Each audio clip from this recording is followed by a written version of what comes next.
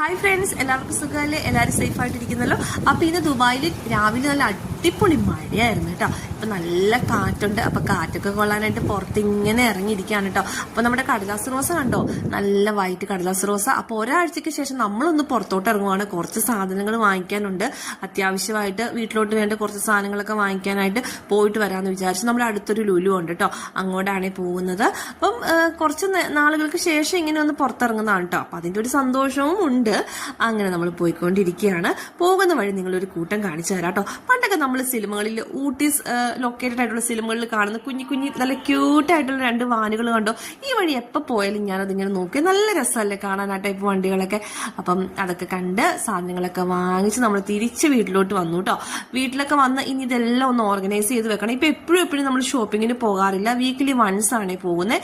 അപ്പൊ അത്യാവശ്യമായിട്ടുള്ള കുറച്ച് സാധനങ്ങൾ വാങ്ങിച്ചു. ഉപ്പ് ഒരു പാക്കറ്റ് എക്സ്ട്രാ വാങ്ങിച്ചു കേട്ടോ. ഇത് കണ്ടോ, ഇവിടെ ഇങ്ങനെയാണ് ഉപ്പൊക്കെ പാക്ക് ചെയ്ത് കിട്ടുന്നത്. പാല് കണ്ടോ, പാല് വാങ്ങിച്ചു. പിന്നെ കറിവേപ്പിലൊക്കെ ഇച്ചിരി വില കൂടിയിട്ടുണ്ട് കേട്ടോ. അപ്പൊ കറിവേപ്പിലില്ല, നമ്മൾ കറികളൊന്നും വെക്കില്ലല്ലോ. നമ്മുടെ കേരള റിലേറ്റഡ് ആയിട്ടുള്ള എല്ലാ കറികളിലും കറിവേപ്പിലയും കുഞ്ഞുള്ളിയൊക്കെ വേണമല്ലോ. അപ്പൊ അതൊക്കെ വാങ്ങിച്ചു. പിന്നെ സവാള, ഇഞ്ചി, പിന്നെ ചൂരമീൻ മേടിച്ചു കേട്ടോ. അങ്ങനെയുള്ള അത്യാവശ്യ സാധനങ്ങളൊക്കെ മേടിച്ചു. ഇനി കുക്കിംഗ് സ്റ്റാർട്ട് ചെയ്യാം. അപ്പൊ നന്നായിട്ട് ചൂര വറുത്തു. ഇന്ന് നമുക്കൊരു സ്പെഷ്യൽ ഉണക്കക്കപ്പയാണ്.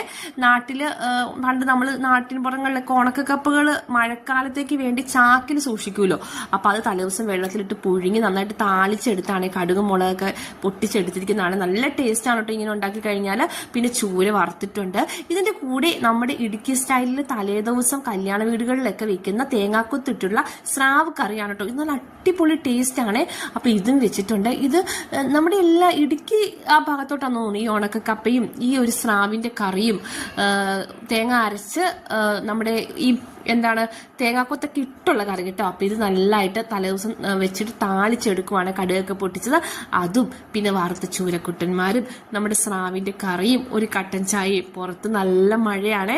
അപ്പൊ ഈ ഒരു കോംബോ നിങ്ങളൊന്ന് ട്രൈ ചെയ്യണോട്ടോ. അടിപൊളിയാണ്. ഉണക്കക്കപ്പയും ഉണക്ക സ്രാവ് കറി വെച്ചതും നല്ല പച്ച മീൻ വറുത്തത് കൊണ്ടേ. അപ്പൊ പുതിയൊരു വീഡിയോ ആയിട്ട് വരുന്നോടെ ബൈ ബൈ, സീ യു.